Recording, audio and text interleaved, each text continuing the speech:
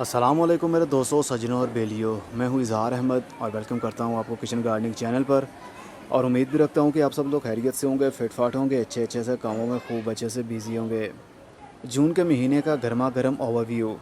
जून का महीना और ऊपर से इतनी गर्मी और ऊपर से रोज़ा रख कर वीडियो शूट करना, वो भी धूप में, काफ़ी मुश्किल हो रहा है। मैं कोशिश करूँगा ज़्यादा वीडियो की लेंथ लंबी ना होने पाए, और जो मेरे प्लांट्स के साथ चल रहा है या जो कुछ हमने किया था वो आप लोगों के साथ शेयर करने की कोशिश करूँगा। सबसे पहले बात कर लेते हैं, जून का महीना काफ़ी गर्म होता है पौधों के लिए। लेकिन इस बार तो कुछ ज़्यादा ही गर्मी पड़ रही है लाहौर में। 45 से 47 सेंटीग्रेड हो रहा है यहाँ का, जो कि उन पौधों के लिए भी बहुत प्रॉब्लम क्रिएट कर रहा है जो गर्मी के दिनों में भी सर्वाइव करते हैं अच्छे से। जैसे कि ये एलिफेंट ईयर शेडी एरिया में लगा हुआ है, लेकिन इसके पत्ते पीले हो रहे हैं और बर्निंग आ रही है इनके ऊपर। दिन में 2 मरतबा भी पौधों को पानी दें तो मिट्टी इनकी खुश्क हो जाती है, क्योंकि गर्मी ही इतनी ज़्यादा है। इवन कि ये शेडी एरिया में पड़े हुए पौधे हैं, लेकिन गर्म लू हवा तो हर जगह पर पहुंच ही जाती है, चाहे वो शेडी एरिया हो चाहे वो ओपन एरिया हो। और ये देखिए, सिंगोनियम के प्लांट भी बर्निंग पर आ रहे हैं। अभी ये शेडी एरिया में पड़े हुए हैं, लेकिन ज़्यादा गर्मी होने की वजह से काफ़ी इनके पत्ते बर्न हो रहे हैं। तो अगर आपके पौधों के पत्ते भी इसी तरह बर्न हो रहे हैं तो उनको आप शेडी एरिया में रख सकते हैं कुछ दिनों में, जहाँ पर डायरेक्ट धूप ना आती हो और डायरेक्ट गर्म हवा भी ना चलती हो। हमारा छुई मुई का पौधा, जिसको हमने शिफ्ट किया था बड़े गमले के अंदर, अब इसके पत्ते जो बर्न हो रहे हैं वो पुराने पत्ते हैं, और जो नए आ रहे हैं वो ग्रीन कलर में हैं। बहुत जल्द ये और भी बड़ा हो जाएगा पौधा। बस इसको गर्मी के दिनों में शेडी एरिया में रखना है, फुल धूप में नहीं रखना, नहीं तो इनके ऊपर बर्निंग हो आएगी और ये पौधा सर्वाइव नहीं कर पाएगा। क्योंकि ये ऐसे एरिया का पौधा होता है जहाँ पर थोड़ी सी नमी भी हो, ना कि फुल टाइम के लिए धूप और गर्मी। ये मेरा एक नींबू का पौधा है, ऑस्ट्रेलिया का ये प्लांट, जिसका नींबू का साइज़ थोड़ा सा बड़ा होता है और पीले रंग का नींबू लगता है। इसको मैंने शिफ्ट कर दिया हुआ इस क्यारी के अंदर। अब इसकी ग्रोथ अच्छी भली बढ़ रही है। लेकिन ऐसे पौधे जिनको फ्रूट लगना हो उनको धूप की ज़रूरत होती है। उसके साथ ही अंजीर का पौधा लगा हुआ, जिसकी उम्र करीब 2.5 या 3 साल के करीब तो होगी ही। छोटा सा इसको कटिंग से ही मैंने लगाया था, लेकिन अब ये सर्वाइव नहीं कर पा रहा और ये जलना शुरू हो गया, क्योंकि यहाँ पर शेडी एरिया है और ऐसे पौधों को फुल धूप अच्छी लगती है। शेडी एरिया में ये सर्वाइव नहीं कर पाते। पहले भी एक पौधा था जो इस एरिया में लगा हुआ था, उसको अच्छे से फ्रूटिंग भी होती थी, लेकिन जैसे ही मैंने ग्रीन नेट लगाया उसकी आहिस्ता आहिस्ता ग्रोथ थमने लगी। इवन यहाँ पर ब्राइट लाइट तो आती है, लेकिन डायरेक्ट धूप नहीं आती। ऐसे पौधों को जिन्होंने फ्रूट देना हो उनके लिए फुल धूप बहुत ही ज़रूरी होती है। अब इसकी ग्रोथ दोबारा से बढ़ नहीं पाएगी, इसलिए इसको उखाड़ना ही पड़ेगा मुझे। और ये जो बांस आपको पीछे दिख रहे हैं, इनके बारे में पूछा गया कि ये कैसे बनते हैं, तो ये मैंने खुद नहीं बनाए थे। ट्रेलिस इसका नाम होता है और ये बाज़ार से मिल जाते हैं। जहाँ से बांस मिलते हैं वहाँ से आपको ये आसानी से मिल जाता है। ये काफ़ी लंबाई में लगाया हुआ है मैंने, 8 फुट इसकी लेंथ है, लेकिन ये 2 हिस्सों में डिवाइड किया हुआ है। 4-4 फुट के 2 पीस में लेकर आया था, जिनको खींचने के बाद वो लंबे हो गए, और मैंने उसको एज इट इज़ इसके पीछे फ़िक्स कर दिया ताकि देखने पर काफ़ी खूबसूरत लगे। तो जहाँ से बांस मिलते हैं उनको भी आप बोल सकते हैं, वो आपको बना देंगे। ये आई थिंक मैंने 800 रुपये का या फिर 1200 रुपये का लिया था। डिफिन बाकिया की ग्रोथ आपने देखी थी लास्ट वीडियो जो मैंने इसके ऊपर बनाई थी। इसकी ग्रोथ एक साइड पर बढ़ रही थी, तो मैंने जब इसको दोबारा से इस जगह पर रखा तो इसके गमले का मुंह मैंने मोड़ दिया। मतलब पौधे की ग्रोथ इस साइड पर हो रही थी, मैंने गमले को मोड़ा और पौधे की ग्रोथ इस साइड पर कर दी। अब ये देखिए, ये स्ट्रेट हो रहा है, सीधा हो रहा है, ऊपर वाली साइड पर ग्रोथ कर रहा है और इसके पत्ते इस साइड पर भी आ रहे हैं। नहीं तो सिर्फ ओनली इसी साइड पर पत्ते थे।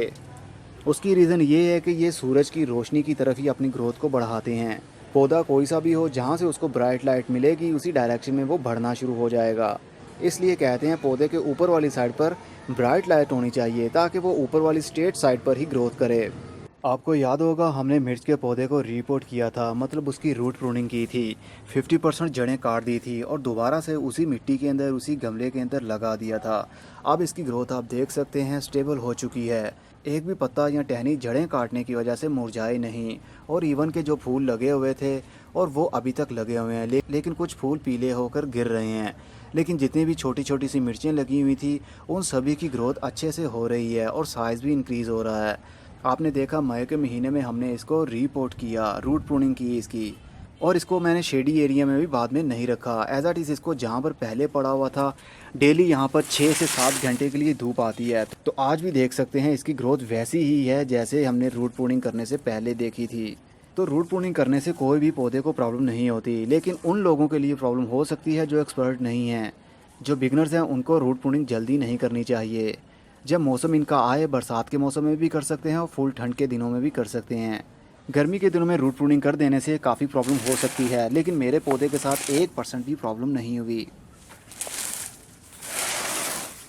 बैंगन के पौधे को भी फ्रूटिंग हो रही है, ये देखिए बैंगन लग रहे हैं। इनको जितनी मर्ज़ी धूप में रखा जाए इनकी ग्रोथ उतनी ही अच्छी होती है। बैंगन के पौधे की लाइफ काफ़ी लंबी होती है और फ्रूटिंग काफ़ी देर तक होती रहती है। जितनी ज़्यादा इनको धूप मिलेगी उतनी ज़्यादा इनकी ग्रोथ भी बढ़ेगी और साथ में फ्रूटिंग भी होगी। ये देखिए कितने सारे ही बैंगन लगे हुए हैं। बहुत सारे बैंगन उतार कर तल लिए गए हैं और उनको खा भी लिया गया है, लेकिन अभी भी कुछ लगे हुए हैं जो कि कुछ ब्लैक हैं और कुछ येलो भी हो गए हैं। ये बहुत ही पुराना है, इसको मैंने उतारा ही नहीं था। ये सेल्फ ड्राई हो जाएगा, उसके बाद इसके अंदर जो बीज बनेंगे उसको हम लगा सकेंगे। ये है मेरे पास एक नींबू जो सीडलेस है। गर्मी की हीट इतनी ज़्यादा है कि इनके पत्तों के ऊपर भी बर्निंग आ रही है और पत्ते इनके जल रहे हैं। इस सीज़न में तो ऐसे ऐसे पौधे मैं देख रहा हूँ बर्निंग पर आ रहे हैं जो कभी भी गर्मी की धूप में बर्न नहीं हुए थे, लेकिन इस बार टेम्परेचर काफ़ी हाई चल रहा है। इस वजह से पत्तों के ऊपर ड्राइनेस आ रही है और पत्ते बर्न हो रहे हैं। तो ऐसी गर्मी में ऐसी स्टेज पर कि इनके पत्तों के ऊपर बर्निंग आ रही हो तो कोई भी खाद यूज़ नहीं करनी चाहिए, क्योंकि इस वक्त उनको खाद की ज़रूरत नहीं है। इस टाइम इनको रेस्ट की ज़रूरत है, ठंडे मौसम की और पानी की ज़रूरत होती है। और जो वेरीगेटेड गार्डेनिया हम लेकर आए थे, अभी इसके ऊपर कोई भी फूल नहीं लगा। इसको मैंने 12 इंच के गमले के अंदर शिफ्ट कर दिया है। गुलाब के ऊपर बात करूं तो इस गुलाब को, ये इंग्लिश रोज़ है, लेकिन इसको गर्मी की धूप भी अच्छी लग रही है। जिस एरिया में ये पड़ा हुआ है यहाँ पर 6 से 7 घंटे डायरेक्ट धूप आती है, तो इसके पत्तों की ग्रोथ आप देख सकते हैं। कोई भी पत्ता आपको ड्राई नहीं लग रहा होगा। मार्च के महीने में मैंने इसकी हार्ड प्रूनिंग कर दी थी, मतलब पूरा पौधा ही काट डाला था। ये देख सकते हैं, यहाँ से मैंने इसको पूरे पौधे को काट दिया था और बाद में ये ग्रोथ बढ़ती बढ़ती कितनी बढ़ी और आगे से फूल भी लगना शुरू हो गए। जून का महीना है, बहुत ज़्यादा गर्मी है, लेकिन फिर भी इसको कली लग गई है, लेकिन ये कली ठीक तरीके से खिल नहीं पाएगी। और अगर खिल भी गई तो फूल का साइज़ छोटे का छोटा ही रहेगा, क्योंकि इतनी गर्मी और धूप में फूल का साइज़ इंक्रीज़ नहीं होता। गुलाब का पौधा सर्दी के दिनों में उसका फूल का साइज़ इंक्रीज़ होता है और उसकी पेटल्स भी काफ़ी देर तक, काफ़ी दिनों तक टिकी रहती हैं। और ये नींबू का पौधा जिसके ऊपर मैंने वीडियो बनाई थी आप लोगों को बताने के लिए कि किस मौसम में इसको फ्रूटिंग होती है, साल में कितनी बार फ्रूटिंग होती है और इसका फ्रूट कब तक पकता है। तो ये देख सकते हैं छोटे छोटे जो नींबू थे अब बड़ी सूरत ले रहे हैं। बहुत सारे इसको नींबू लगे हुए हैं और अभी भी फूल भी खिल रहे हैं। ये देखिए फूल भी खिल रहे हैं, इसके अंदर से भी नींबू बनेगा। और ये देखिए यहाँ से मैंने इसकी प्रूनिंग कर दी थी, टहनी को काट दिया था। टहनी को काट देने से आगे से 2 पत्ते निकले और फूल भी लग गए। इसलिए मैं कहता हूँ ज़्यादा से ज़्यादा प्रूनिंग करते रहें। कुछ दिन पहले मैंने इसकी ब्रांच यहाँ से हाथ से ही तोड़ दी थी, ये काफ़ी लंबी हो रही थी। जो ब्रांच बहुत ज़्यादा लंबी हो जाए वो काफ़ी डी शेप हो जाती है, इसलिए उसको काटना पड़ता है। तो इसको मैंने काटा तो साइड से देखिए एक नई ब्रांच निकल रही है, पत्ते ग्रोथ में आ रहे हैं। जितनी ज़्यादा प्रूनिंग करेंगे उतनी ज़्यादा ब्रांचेस ग्रोथ में आएंगी। मिर्च के जो पौधे हमने छोटी छोटी टोकरियों के अंदर लगाए थे, अब इनका साइज़ इंक्रीज़ हो गया और बहुत जल्द इनको फ्लावरिंग भी होगी। किसी किसी को फ्लावरिंग हो रही है, जैसे कि ये देख सकते हैं। आहिस्ता आहिस्ता इनकी कलियां खिल जाएंगी और उनके अंदर से मिर्चें बनना भी शुरू होंगी। ये मिर्चें होंगी डॉन शोट। इस वैरायटी का नाम है परी। ये भी स्काई सीड की ही प्रोडक्ट है। इसकी मैंने सीडलिंग नहीं की थी, सिर्फ़ और सिर्फ इनकी पनीरी में लेकर आया था उनके डिस्प्ले सेंटर से। तो लाकर इनको मैंने छोटे छोटे गमलों के अंदर शिफ्ट किया और उसके बाद थोड़े से बड़े हुए तो ट्रांसप्लांट कर दिया इनको मैंने इन टोकरियों के अंदर। अडीनियम की कहा जाता है कि प्रूनिंग करने से क्या उसकी ग्रोथ होगी, जैसे कि एक लंबी सी ब्रांच बन जाती है अडीनियम की जो हमने सीड से लगाया होता है। तो हम डरते हैं अगर उसको काट देंगे तो क्या वो नीचे से कोई ब्रांच निकालेगा। यही सवाल मेरा पहले भी होता था और ख़ुद से ही मैं सवाल करता था, तो मुझे उसका पॉजिटिव आंसर नहीं मिल पाया। तो मैंने अपने प्लांट्स को काट डाला, सारे ही पौधों को मैंने ऊपर से काट दिया और बाद में साइड ब्रांचेस निकलना भी शुरू हो गई। जैसे कि ये देखिए इसकी भी साइड ब्रांच निकल रही है, यहाँ से शूट निकलेगा और टहनी बन जाएगी। और इसी तरह इसको मैंने ऊपर से काटा और दोनों साइडों से 2 पत्ते निकले, मतलब 2 ब्रांचेस आएंगी। जितनी ज़्यादा हम कटिंग करते रहेंगे उतनी ज़्यादा ही ग्रोथ बढ़ती रहेगी और पौधा एक बुशी प्लांट बन जाएगा जो कि देखने पर काफ़ी खूबसूरत भी लगेगा। इसलिए आप डरा मत करें कि पौधे को हम काट देंगे तो नीचे से ब्रांच निकलेगी या नहीं, या फिर कहाँ से निकलेगी। ये पौधे की खुद की मर्ज़ी है, कहीं से भी वो अपनी शूटिंग शुरू कर सकता है। ये है मेरा वो पिसोनिया प्लांट। जब मैं कराची गया था तो कराची से लेकर आया था। लाहौर के क्लाइमेट के हिसाब से इसकी ग्रोथ बहुत ही स्लो है। पहले इसको मैंने ग्रीन नेट एरिया के अंदर रखा हुआ था तो इसके पत्तों की ग्रोथ हुई। उसके बाद मैंने इसको फुल धूप में रख दिया तो इसकी ग्रोथ रुकने लगी। लेकिन 1 महीने के बाद दोबारा से इसके पत्ते आने लगे हैं सही तरीके से।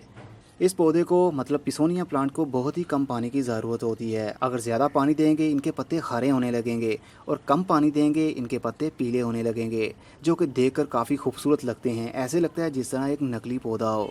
हमेशा बात याद रखिए, जो पौधा आपका इंडोर पड़ा हुआ है या फिर शेडी एरिया में पड़ा हुआ है या फिर धूप में पड़ा हुआ है, एकदम से उसका क्लाइमेट, उसका मौसम चेंज मत करें। अगर उसकी प्लेस आप चेंज कर देते हैं, धूप वाले पौधे को एकदम से छाँव में जाकर रख देते हैं, तो उसकी ग्रोथ रुकने लगेगी। क्योंकि उसकी एक हैबिट बन जाती है, आदत बन जाती है कि उसने धूप की रोशनी से अपनी खुराक लेनी है और वहीं पर अपनी ग्रोथ बढ़ानी है। और अगर शेडी एरिया वाले पौधे को जो छाँव में पड़े हुए हैं उनको हम फुल धूप में लाकर एकदम से ही रख दें तो वो भी स्ट्रेस में आ जाते हैं और उनके पत्ते जलने लगते हैं।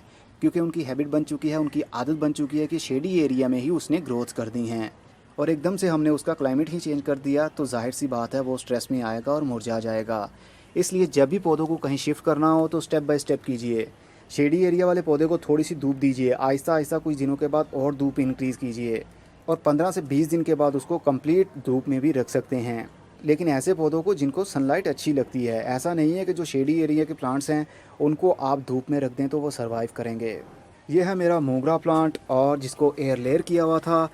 इसका प्रोसेस कंप्लीट हो चुका होगा। बहुत जल्द इसके ऊपर मैं वीडियो बनाने वाला हूँ। मतलब इसको खोलकर अब देखेंगे इसके अंदर रूटिंग शुरू हुई है या नहीं। ये देखिए यहाँ से 2 ब्रांचेस निकली हैं, एक इतनी लंबी हो गई और 2 शूट यहाँ से और भी निकल रहे हैं। बहुत जल्द इनके ऊपर मैं वीडियो बनाऊंगा और देखूंगा इनके अंदर रूटिंग शुरू हुई है या नहीं। कलियां खूब अच्छे से लगी हुई हैं और टाइम टू टाइम खिलती रहती हैं, लेकिन मेरे घर वाले इनकी कलियों को छोड़ते ही नहीं हैं। जैसे ही सुबह सुबह का टाइम होता है तो इनकी खुशबू काफ़ी फैली होती है छत के ऊपर, तो घर वाले इनको उतार लेते हैं। जो पौधे आपके धूप में पड़े हुए हैं उनकी डेली ही मिट्टी खुश्क हो जाती है, इसलिए आपको डेली बेस पर पानी देना पड़ेगा उनको। अगर आप पानी एक दिन भी नहीं देंगे तो उनके पत्ते मुरझा जाएंगे और वो पौधा स्ट्रेस में आ सकता है। और जिस पौधे को कलियां लग गई हो या फ्रूटिंग शुरू हो गई हो तो एक मरतबा भी लेस वाटरिंग हो गई, मतलब उनकी मिट्टी खुश्क हो गई, उनके पत्ते लटक गए, तो फिर से वो फूल दोबारा से स्टैंड नहीं हो पाएंगे और ना ही उस फल का, उस फ्रूट का साइज़ इंक्रीज़ हो पाएगा जिसको पानी की कमी हो जाए। इसलिए मिट्टी को ऑलवेज़ मॉइस्ट ही रखिए। पैशन फ्लावर, जिसको पैसीफ्लोरा भी कहते हैं, वो भी मैंने 12 इंच के गमले के अंदर ही लगा दिया है। लेकिन इसको बहुत ज़्यादा पानी की ज़रूरत नहीं होती है, लेकिन इसके ऊपर चींटियाँ भी काफ़ी आ जाती हैं। ये देखिए, इसके अंदर आई थिंक कोई रस होता होगा जिसको वो चूसने के लिए आती होंगी। लेकिन अच्छी बात है, चींटियाँ जब पौधों के पत्तों और ब्रांचेस के ऊपर आती हैं तो वो किसी वजह से आती हैं। या तो पौधे के ऊपर पेस्ट का अटैक होता है या किसी कीड़े के अंडे होते हैं, तो चींटियाँ उनको खाने के लिए आ जाती हैं। इसलिए ब्रांचेस के ऊपर चींटियाँ आ जाएँ तो घबराया मत करें। यकीन मानिए, ग्रीन नेट के नीचे भी इतनी हीट हो गई है कि पौधों को काफ़ी प्रॉब्लम हो रही है। स्ट्रिंगो बनाना जो गर्मी के दिनों में भी अच्छे से सर्वाइव कर लेता है, लेकिन इसके ऊपर भी बर्निंग आ रही है। इनकी मिट्टी भी जल्दी ही खुश्क हो जाती है। ये देखिए, इनके पत्ते, इनकी ब्रांचेस पाउडर बन रही हैं, खुश्क हो रही हैं। गर्मी ही इतनी ज़्यादा बढ़ रही है। और जानते हैं हर साल गर्मी में इजाफा क्यों होता है और ठंड क्यों कम होती है? क्योंकि हमारी इस दुनिया में जो दरख्त लगे हुए हैं उनको ही हम काटते जा रहे हैं। उनकी लकड़ियों को जलाते हैं या इस्तेमाल में लाया जाता है, लेकिन जो दरख्त हम काट देते हैं दोबारा से उसकी जगह कोई और दरख्त नहीं लगता जल्दी। जंगल के जंगल ख़त्म हो रहे हैं, जिसकी वजह से इकोसिस्टम में काफ़ी उतार चढ़ाव आ रहा है। डे बाय डे अगर इसी तरह होता रहा तो वो दिन दूर नहीं कि जब इंसान ऑक्सीजन के लिए भी तरसेगा और पानी और बारिश के लिए भी। इसलिए जितनी कोशिश आप कर सकते हैं अपनी तौर पर उतने ज़्यादा दरख्त लगाइए, चाहे ग्राउंड में लगाइए, चाहे रोड साइड पर लगाइए, या घर के बाहर या घर के ऊपर या अंदर, जहाँ भी हो सके ग्रीनरी को ख़त्म मत होने दें अगर आप ख़ुद को या अपनी नस्लों को ज़िंदा रखना चाहते हैं। पिछले साल भी ये स्पाइडर प्लांट इसी गमले के अंदर इसी जगह पर लगा हुआ था, लेकिन इसकी ग्रोथ अच्छी चल रही थी। लेकिन आजकल इतनी ज़्यादा हीट हो गई है कि इनके पत्तों के ऊपर भी बर्निंग आने लग गई है। इस एरिया में ज़्यादा धूप आती है इसलिए इनके पत्ते आप देखिए, और इस एरिया में धूप कम आती है इसलिए यहाँ से ग्रीन है अभी तक।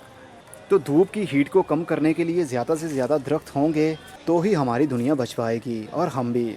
आजकल रमज़ान का महीना चल रहा है, इसलिए ज़्यादा एक्टिविटी मेरी नहीं है अपने गार्डन में और ना ही ज़्यादा सफाई का ख्याल रख पाता हूँ मैं।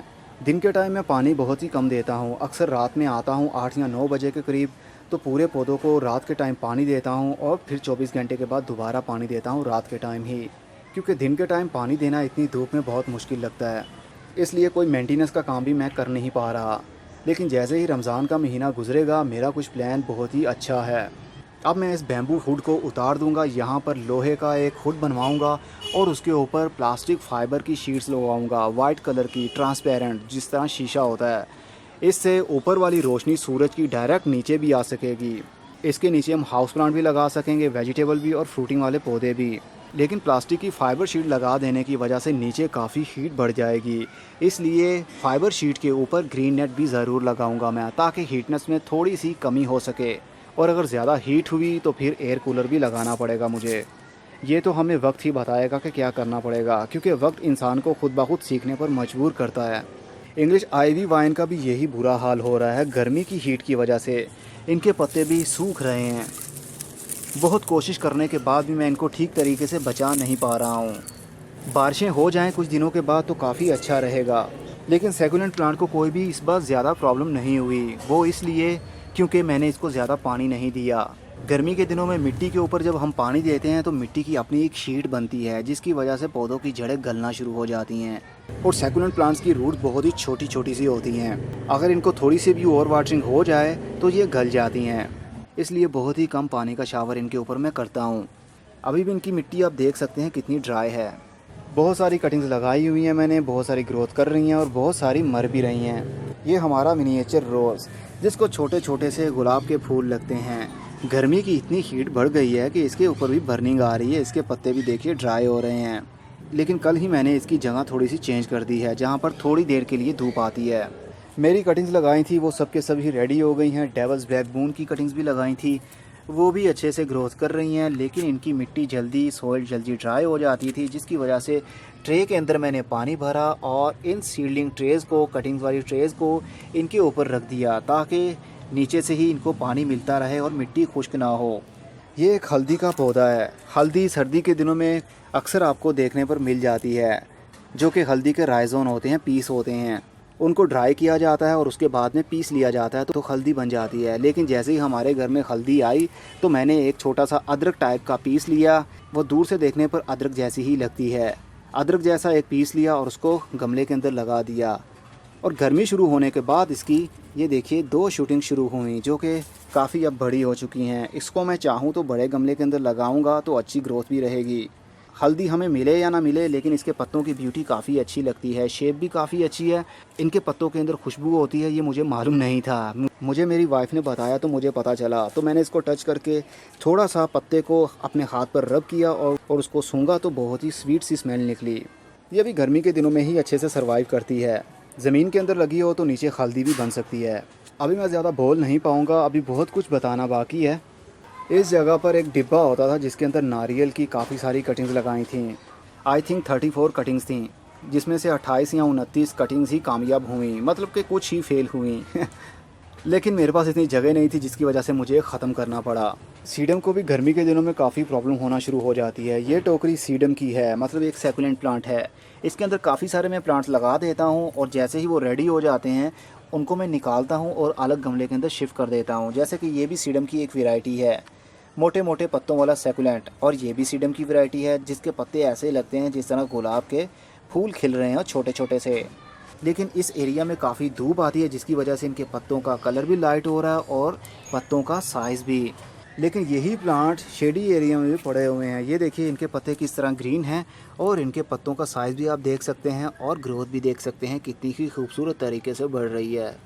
स्ट्रिंगो बनाना जो हमने लगाए थे, उनको मैंने एक गलती की उनके साथ। उनकी मैंने सॉइल चेंज करने की कोशिश की और सॉइल के अंदर राइस हस्क ऐश डाल दी। मतलब चावल की जो फक होती है, चावल के ऊपर जो छिलका होता है, उसको जब आग लगाई जाती है तो वो काले रंग की हो जाती है। तो वो मैंने यूज़ की और सभी प्लांट्स में यूज़ कर दी, जिसकी वजह से बहुत सारे पौधे गल गए। और उसके बाद मैंने दोबारा इनकी सॉइल को चेंज किया। अब मैंने कोकोपीट और परलाइट का मिक्सचर यूज़ किया 50-50 का। अब देखते हैं इनके अंदर ग्रोथ रहेगी या नहीं, क्योंकि आजकल बहुत गर्मी है और गर्मी की वजह से कटिंग इनकी कामयाब नहीं हो पाती और पौधे गलना शुरू हो जाते हैं। ये देखिए ये वाले भी गल रहे हैं, स्ट्रिंग ऑफ टीयर्स। गर्मी की हीट ही इतनी ज़्यादा है कि हम क्या कर सकते हैं। मनी प्लांट के ऊपर बात की जाए तो इनको शेडी एरिया अच्छा लगेगा। अगर गर्मी के दिनों में धूप में इसको हम रख देंगे तो इनके पत्ते बर्न होना शुरू हो जाएंगे। इस एरिया में देखिए यहाँ पर डायरेक्ट धूप नहीं आती तो पत्ते ग्रीन हैं, और जैसे ही हम इस साइड पर होंगे जहाँ पर धूप आती है तो इनके पत्ते बर्न भी हो रहे हैं और पीले भी हो रहे हैं और ब्रांचेस भी इनकी पीली हो रही हैं। तो धूप की वजह से इनके पत्ते जल जाते हैं। इसलिए इनको जितना ज़्यादा आप शेडी एरिया प्रोवाइड करेंगे गर्मी के दिनों में इनकी ग्रोथ उतनी ही अच्छी होती रहेगी और बढ़ती रहेगी। इनकी कटिंग गर्मी के दिनों में भी लगाई जा सकती है और सर्दी के दिनों में भी। और ये रहा हमारा क्रिसिया ग्रैंडीफ्लोरा। ये क्रोंदे की ही वैरायटी है जिसको वेरीगेटेड बोलते हैं, मतलब एक पत्ते के अंदर 2 रंग के शेड होते हैं। इसको लोकल ज़ुबान में क्रोंदा भी बोलते हैं। इसको भी मैंने अभी शेडी एरिया में ही रखा हुआ है, यहाँ पर फुल टाइम के लिए धूप नहीं आती। इसके नए नए पत्ते अब आ रहे हैं लेकिन इसकी ग्रोथ बहुत ही स्लो होती है। और ये वाले पौधे गुलाब के पड़े हुए हैं शेडी एरिया में, लेकिन इसकी ग्रोथ देखिए, इनके पत्ते किस तरह अजीब किस्म के हो रहे हैं। साइडों पर इसकी बर्निंग आ रही है और नई ग्रोथ भी सही तरीके से नहीं हो पाती, लेकिन इसको टाइम टू टाइम फ्लावरिंग होती रहती है। ये भी एक कली लगी हुई है जो खिल जाएगी, लेकिन फूल का साइज़ देखिए बहुत ही छोटा है। और अगर यही फूल दिसंबर के महीने में खिले तो इस साइज़ का फूल हो सकता है। गुलाब के पौधे को धूप अच्छी लगती है, चाहे वो देसी गुलाब हो चाहे फिर वो इंग्लिश रोज़ हो। अभी आपको जो मैंने दिखाया था वो इंग्लिश रोज़ ही था। उनके पत्तों की ग्रोथ देखिए और इनके पत्ते भी देख सकते हैं आप, इनके ऊपर बर्निंग आ रही है, इवन कि ये शेडी एरिया में पड़े हुए हैं। हाइबिस्कस के ऊपर भी जल्दी ही मैं वीडियो कंप्लीट कर दूंगा। जो एयर लेयर मैंने किया हुआ है इस वाले मेथड को शेयर करूंगा आप लोगों के साथ। अगर तो कामयाब हो गया तब, अगर ये कामयाब ना हो पाया तो फिर शेयरिंग का कोई फ़ायदा नहीं रहेगा। और साथ में एक और बात भी बता दूं, जो स्नेल आ जाते हैं, जिनको स्लग भी बोलते हैं, स्नेल भी बोलते हैं, ये अक्सर रात के टाइम मिट्टी के ऊपर आते हैं और पौधों के पत्तों को और ब्रांचेस को खाना शुरू कर देते हैं। इनको किल करने के लिए एप्सम सॉल्ट का आप यूज़ कर सकते हैं। एप्सम सॉल्ट मैंने टेस्ट करके देखा, इनके ऊपर बहुत ही अच्छा रिजल्ट मिला मुझे। एप्सम सॉल्ट भी एक नमक ही होता है, लेकिन खाने वाला नमक नहीं। जिस तरह हम खाने में नमक यूज़ करते हैं वो वाला नहीं, लेकिन ये भी एक साल्ट होता है जिसका यूज़ पौधों में किया जाता है। और स्लग और स्नेल किलर के लिए भी आप इसको स्प्रिंकल कर सकते हैं, जिस तरह मैंने किया हुआ है। जहाँ जहाँ इसके दाने मतलब साल्ट गिरेगा, अगर वहाँ पर स्नेल हुआ तो वो मर जाएगा। तो आप भी इसको बिला झिझक यूज़ कर सकते हैं। पौधों के ऊपर स्प्रिंकल करने से सोल भी एसिडिक होती है और साथ में स्नेल भी मर जाते हैं और बहुत से अदर पेस्ट भी मर सकते हैं। अगर आपके पास एप्सम सॉल्ट ना हो तो आप उसकी जगह कोई सादा नमक भी यूज़ कर सकते हैं। जो हम नमक खाते हैं वो ही स्प्रिंकल कर सकते हैं, लेकिन बहुत ज़्यादा क्वांटिटी में नहीं।